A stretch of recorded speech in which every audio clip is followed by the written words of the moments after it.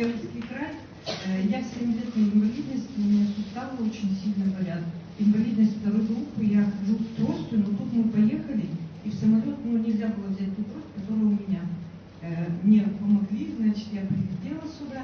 Вчера попробовала препарат продукции ЦСД, оригинал.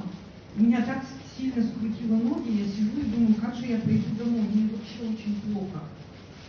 А сегодня, встав утром, я хожу и не замечаю, потом думаю, как я даже не хромаю. Супер.